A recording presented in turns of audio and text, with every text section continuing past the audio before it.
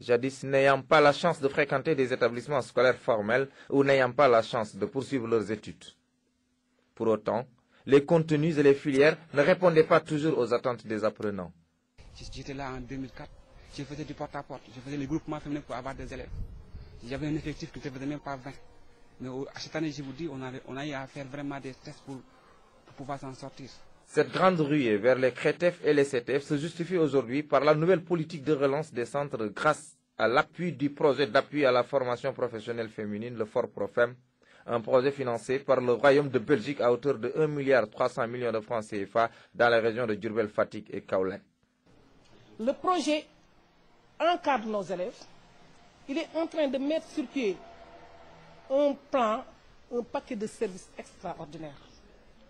La formation des enseignants, qui est un indicateur de taille pour la qualité.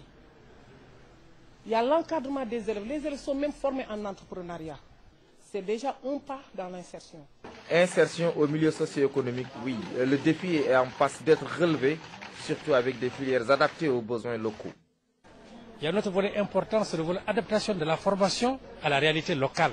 Si aujourd'hui avec le FORPROFEM, on parvient à adapter la formation du centre à ces métiers, il va sans dire que l'insertion en sera beaucoup plus facilitée. Dans les régions ciblées par le projet, les filles SM dans les centres, avec un grand intérêt. À la sortie donc du centre, à la descente, elles enlevaient les blouses pour les mettre dans les sacs.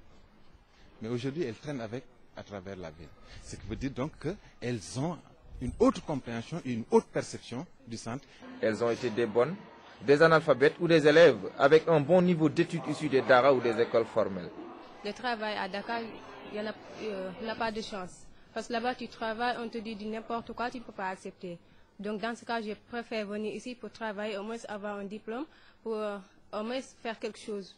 Nous allons vers la formation en APC. La formation en APC est soit par filière, mais surtout il y a des métiers. Dans la première année, il y a un stage au moins de 15 jours.